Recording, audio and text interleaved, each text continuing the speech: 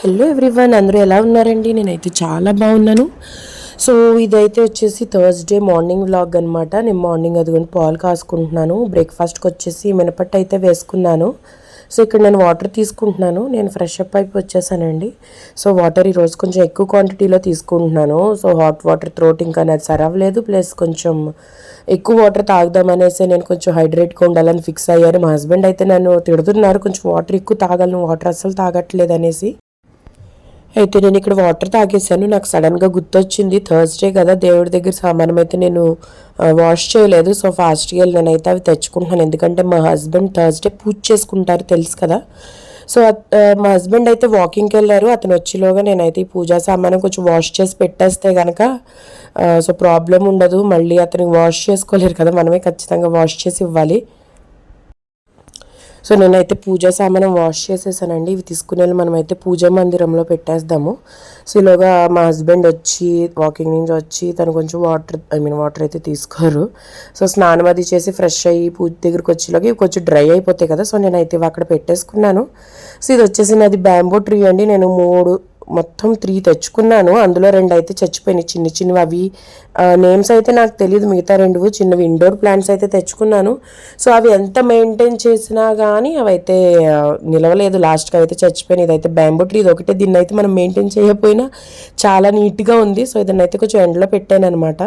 So ఇక్కడైతే మా అబ్బాయికి బ్రేక్ఫాస్ట్ పెట్టుకుంటున్నాను. మా అబ్బాయి లేచిపోయాడు. సో వాడైతే లోపల నేను బయట తింటానని చెప్పేసి అన్నాడు అనేసి సైకిల్ తొక్కుకుంటూ సో బయటనైతే వాడికి బ్రేక్ఫాస్ట్ పెట్టేసి వచ్చేసాను.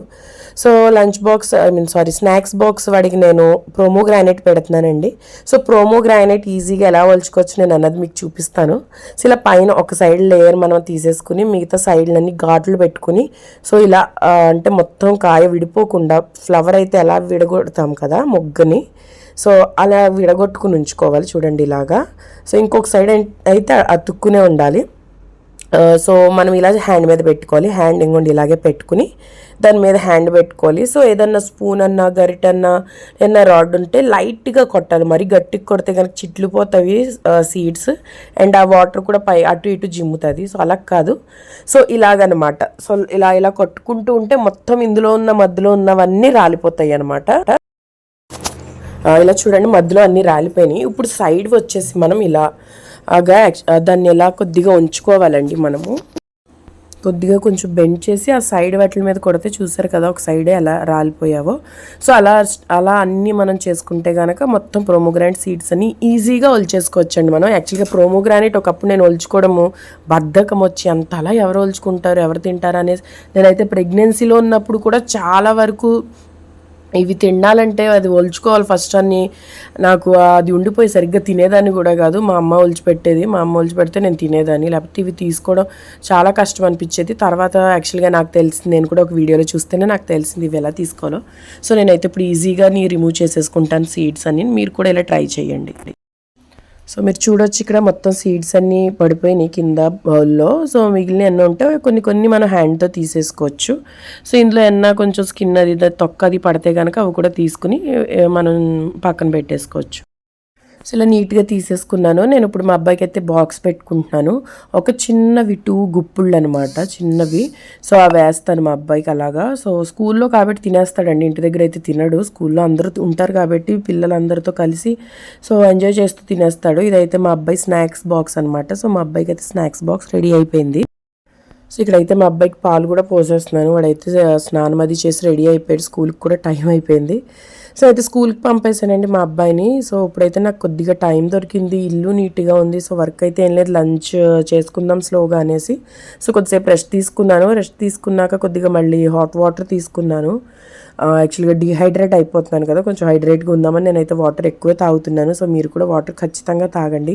సో ఈరోజు అయితే లంచ్లో వచ్చేసి నేను చింతపండు చారు ఇంకా బీట్రూట్ ఫ్రై, ఏదైతే మా ఇంట్లో ఎవరికి ఇష్టం ఉండదో నేనైతే అదే చేస్తున్నాను.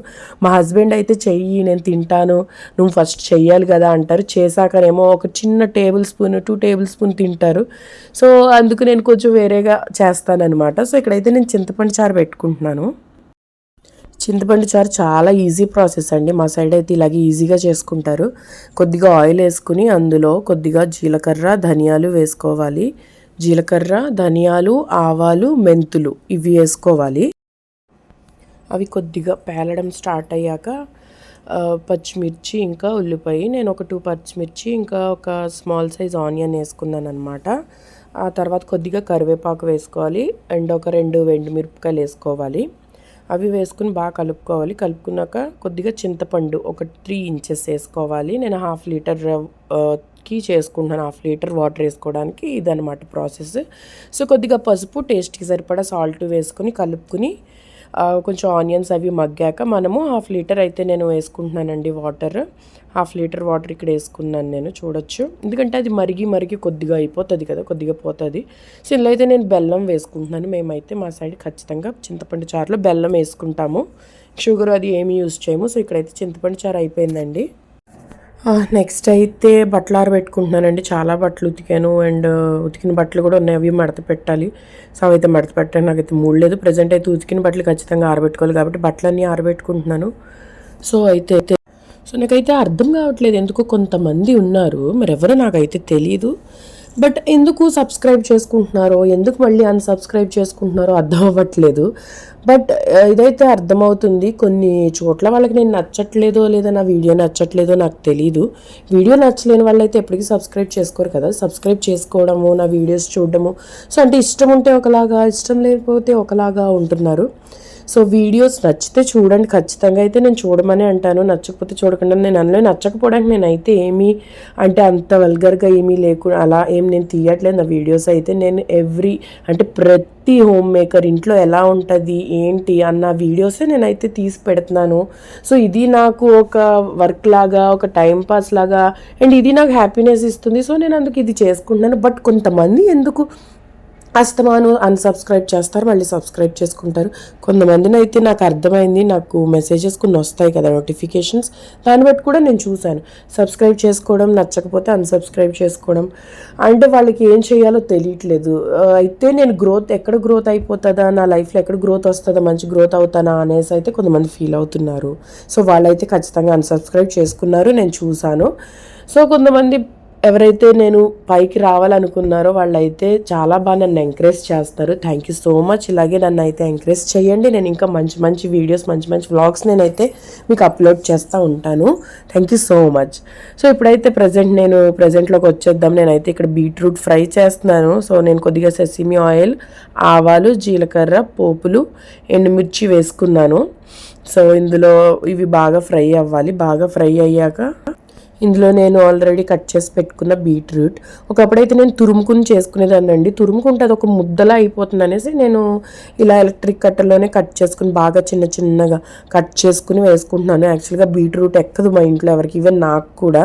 బట్ ఇలా చిన్న చిన్నగా కట్ చేసుకుంటే ఏమవుతుందంటే నోటికి తగలకుండా ఉంటుంది. సో మనం ఎక్కువసేపు చేయాల్సిన అవసరం ఉండదు, నవలాల్సిన అవసరం. సో కొంచెం బాగా చిన్నగా అయితే ఇలా అయితే గొడవ ఉండదు. అలానే నేను గ్రేట్ చేసుకునేదాన్ని, బట్ గ్రేట్ చేసుకుంటే ముద్దలా అయిపోతుంది అనేసి నేను గ్రేట్ చేసుకోవడం మానేసి నేనైతే ఇలా చిన్న చిన్నగా కట్టర్లో వేసి కట్ చేసుకుంటున్నాను. సో ఇక్కడ కొద్దిగా పసుపు వేసుకుంటున్నాను. సో ఇక్కడైతే నేను రైస్ కూడా పెట్టేసుకున్నానండి. నేను సిమ్లో పెట్టుకుంటాను రైస్ని, సో అది స్లోగా ఉడుకుతుంది. ఇక్కడైతే టేస్ట్కి సరిపడా సాల్ట్ వేసుకుంటున్నాను నేను. సో మన టేస్ట్కి తగ్గట్టు మనం ఎంత కలితే అంత సాల్ట్ వేసుకోవచ్చు. అండ్ ఇక్కడైతే నేను ఒక పౌడర్ వేసుకుంటున్నాను, ధనియాలు, జీలకర్ర 2 నేనైతే మిక్సీ పట్టేసి, నేను రోస్ట్ అది ఏం చేయలేదు, జస్ట్ మిక్సీ పట్టేసి ఒక చిన్న టేబుల్ స్పూన్ అయితే వేసుకుంటున్నాను. ఎందుకంటే చెప్పాను కదా బీట్రూట్ అయితే మా ఎవ్వరికీ ఎక్కదు. కొద్దిగా వేరేలా టేస్ట్ ఏమన్నా వస్తే కనుక మేబీ తినడానికి ఇంట్రెస్ట్ చూపిస్తారు అనేసి నేనైతే ఇక్కడ వేసుకుంటున్నాను.